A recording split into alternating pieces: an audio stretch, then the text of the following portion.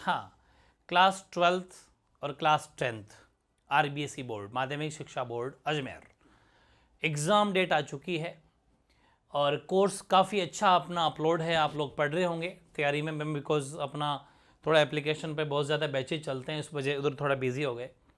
उधर अपने बीएसटीसी के बैच फुल हो गए तो नया बैच चलाना पड़ा है, चतुर्थ श्रेणी के उन सभी के बैचेस नए नए जो कल से एग्ज़ाम हो रहे हैं उनके भी। लेकिन आपको इन्फॉर्म करना भी बहुत ज़्यादा ज़रूरी है और आपकी मैं अब क्लासेज भी लूँगा बेहतरीन तरीके से। आपके भाई 6 मार्च से, ठीक है ना, 6 मार्च 2025 से आपके एग्ज़ाम स्टार्ट हो रहे हैं, ठीक है। क्लास 10th के भी और क्लास 12th के भी, समझ पा रहे हो। क्लास 10th बोर्ड और क्लास 12th बोर्ड दोनों के 6 मार्च से एग्ज़ाम स्टार्ट हो जाएंगे और विद इन 1 वीक, एक सप्ताह के 5-7 के दिन के अंदर अंदर ही किस किस तारीख को किस किस तारीख को किस सब्जेक्ट का एग्ज़ाम है वो टाइम टेबल बोर्ड जारी कर देगा। लेकिन ऑफिशियल इंफॉर्मेशन बोर्ड ने भी इतनी सी दी है कि बच्चे रेडी रहें, टाइम अब कम है और तैयारी में जुट जाएं। इसलिए बोर्ड ने इन्फॉर्मेशन ये दी है कि 6 मार्च से आपके एग्ज़ाम स्टार्ट होंगे। यानी कि मोटा मोटी अपन देखें तो 14 तारीख आज हो गई, कल उठते ही आपके 15 मार्च स्टार्ट हो जाएगी। तो 15 से 31वां महीना, तो 16 दिन आपके पास में जनवरी के बचते हैं, ठीक है, 16 डेज ये जनवरी के हो गए। और फरवरी इस बार 28 दिनों की है तो 28 डेज, ठीक है, 28 डेज आपके फेब के हैं। और जैन के तो अब क्या गिनोगे, वो तो जिस दिन पेपर होगा 6 तारीख को, मतलब वो शुरुआती 5 दिन तो उस सब्जेक्ट को देने पड़ेंगे। तो मतलब वो ना गिने अपन या एक दिन गिन भी लेंगे तो कोई बात नहीं, मतलब 8 4 14 40 डेज 44 डेज आपके पास बचते हैं। लेकिन अभी भी ऐसी बात नहीं है, बेहतर तरीके से आप अपने आप को, ऐसा तो है नहीं कि बिल्कुल ज़ीरो थे, और ज़ीरो भी थे तो कोई बात नहीं, अब अपने आप को भाई जगह लेना। अच्छे खासे परसेंटेज के साथ में अगर पास होना है तो अपने आप को जगाओ। 44 डेज़ या 45 डेज़ या 50 दिन जो भी ये हैं, अगर 6 तारीख तक गिनोगे तो 50 दिन भी हो जाते हैं। इनमें अगर पूरी जान लगा दी जाए तो भाई बेहतरीन काम हो सकता है। हालांकि एग्ज़ाम के बीच में भी टाइम मिलेगा, 5-5 4-4 दिन ऑफ रहेगा, तो आप उस दौरान भी अपना रिवीजन को धार दे सकते हो।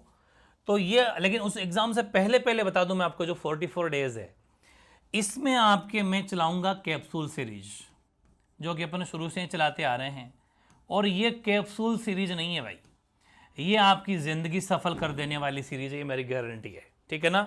ज़िंदगी सफल हो जाएगी आपकी। और आज आप देख लो, जो मेरी बात मान के चला है वो आज कहाँ चला गया, बीएसटीसी फाइट करके सरकारी टीचर बन गए, कोई कहीं चला गया, कोई कहीं चला गया। तो आप लोग 12th वाले, हर आपका भविष्य है, आप ही हैं आगे, मतलब भविष्य अपना निर्माण करना है। और 10th वाले, ये 2 बोर्ड के एग्ज़ाम बहुत अच्छे लेवल के एग्ज़ाम होते हैं। तो एक कैप्सूल सीरीज में जो चलाऊंगा वो 10th की भी चलाऊंगा और मैं आपके 12th की भी चलाऊंगा, ठीक है। स्पेशली हिंदी इंग्लिश 12th में तो कंप्लीट, और हिस्ट्री पॉलिटी ज्योग्राफी इकोनॉमी वगैरह इनके कुछ है ना। और 10th के ऑल सब्जेक्ट 6 के 6 subject, Hindi English SST Sanskrit science maths सब, ठीक है।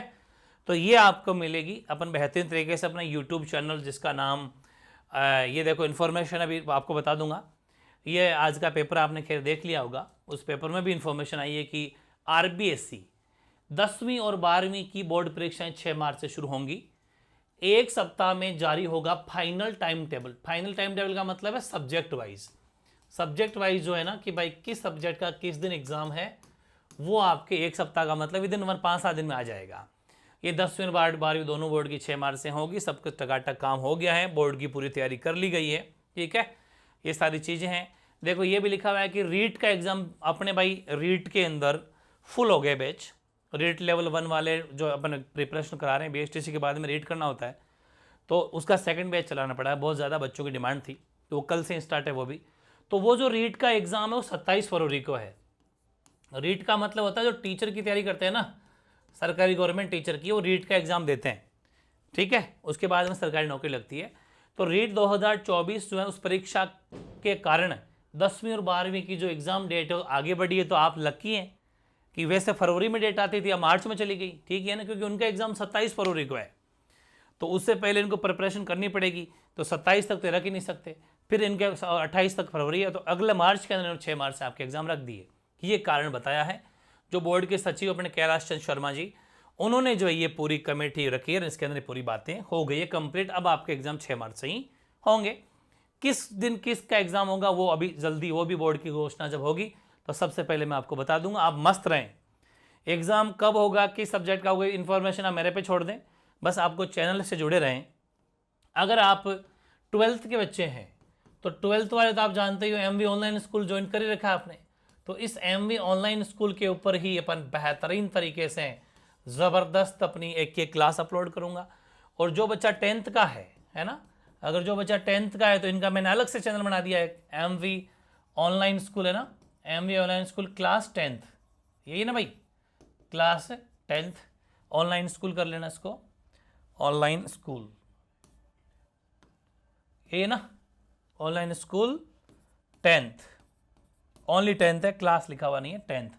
तो ये सारी चीज़ें इस पर होगी, 10th वालों की इस पर कंप्लीट क्लास होगी, आपकी इस पर क्लास होगी बेहतरीन तरीके से।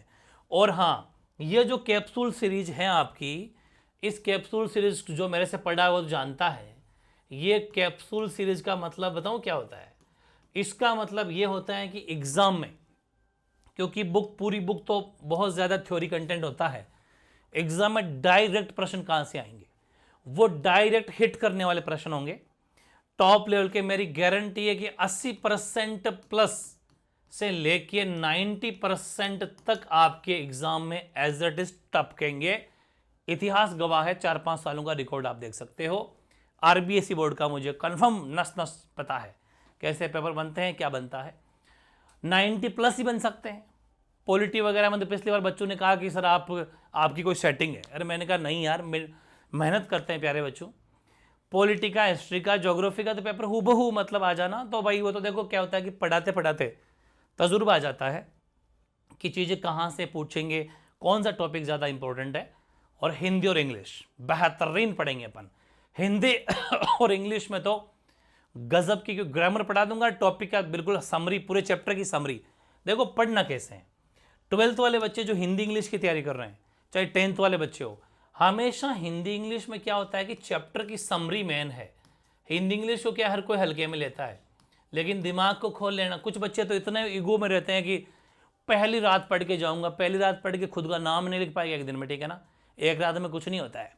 हिंदी इंग्लिश को पढ़ने के लिए कम से कम 1 महीना या 1.5 महीना चाहिए चाहिए, और वो समय आ चुका है।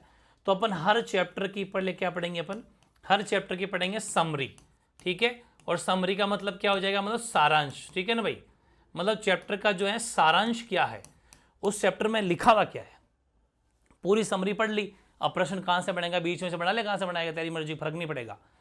और उसके बाद में कैप्सूल सीरीज में क्या होगा कि चैप्टर वाइज रहेगा ये, जैसे history, polity, geography, Hindi, English जो रहेगा, पहले चैप्टर की समरी और उसी में चैप्टर के जो है इंपॉर्टेंट प्रश्न, ठीक है, इंपॉर्टेंट क्वेश्चन भी रहेंगे, उनको पढ़ना है सिर्फ और सिर्फ, ठीक है।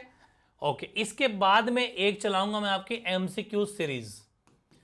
MCQ सीरीज होगी वो लाइव रखेंगे, वीकली रख देंगे ये, जिसमें 4-5 चैप्टर एक साथ मिला के, जैसे 200 प्लस 200 MCQ एक साथ लेके आ गए, 300 MCQ एक साथ लेके आ गए।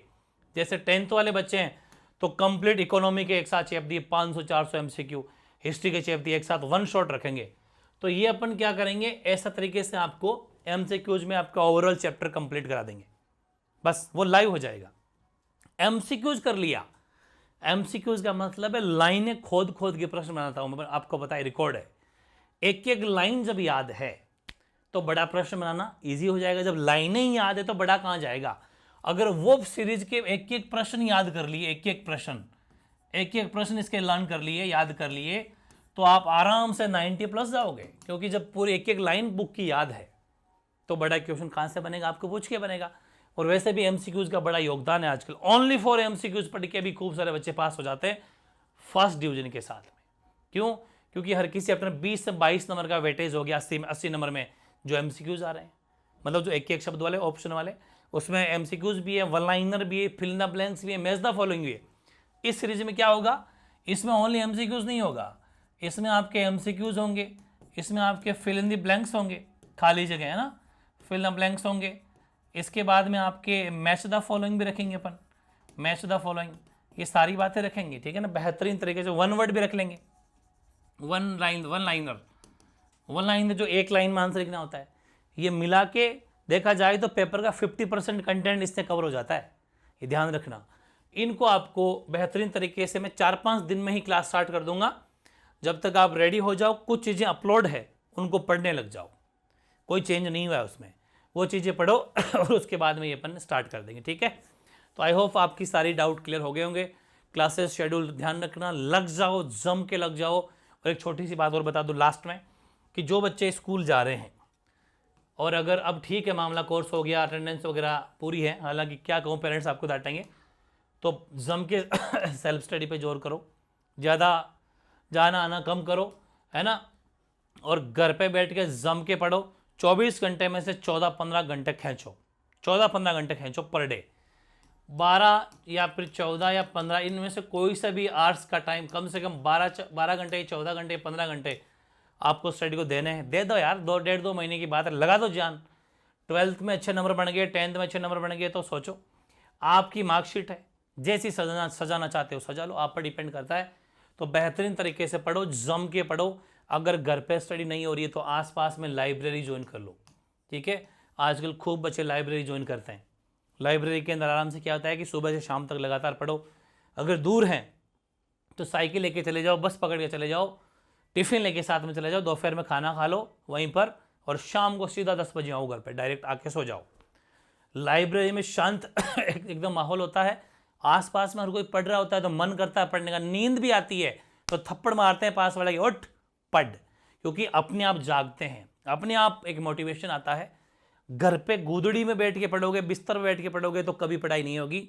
घर पे भी अगर पढ़ते हो तो थोड़ा एकांत माहौल चुनो, और उस पर भी टेबल पर स्टडी करनी है, ये जरूर ध्यान रखें। मोटे ऊनी कपड़े पहन लें, शॉल ओढ़ लें, लेकिन बैठे उस पर, बैठ के पढ़ाई करनी एकदम स्टार्ट एकदम, ठीक है, तब पढ़ाई होगी। नींद आता ही तो मॉर्निंग में ऐसा सब्जेक्ट चुनो जिसमें आप जो इजीली लर्न हो सके, जिसमें आपका इंटरेस्ट हो, ताकि नींद ना आए। लिख लिख के याद करो, ये सारी बातें बेहतरीन। हालांकि जैसे ही 5-4 दिन के अंदर आपका सिलेबस मतलब वो टाइम टेबल आ जाता है कि किस तारीख को कौन से सब्जेक्ट एग्जाम, उस दिन मैं एक टाइम टेबल बनाऊंगा आपके 40 दिनों का, बेहतरीन उसको फॉलो कर लेना। और वैसे भी कम से कम 5-6 बजे उठने लग जाओ, अब रात के 10-11 बजे तक पढ़ो, ठीक है। फिर हालांकि बाद में आपको subject wise, topic wise, subject wise में भी टॉपिक वाइज टाइम टेबल बना दूंगा, उसको फॉलो कर लेना, ठीक है। तो थैंक यू सो मच सभी को, बेहतरीन तरीके से पढ़े, इन चीज़ों को समझे। एनी डाउट, एनी क्वेरी फिर भी हैं आपके मन में, तब कमेंट बॉक्स में कमेंट कर देना, अभी चेक कर लूँगा, कल चेक कर लूँगा, आपके प्रॉब्लम सॉल्व कर देंगे, ठीक है। ओके, मिलते हैं फिर बेहतरीन सेशन के साथ में। ओके।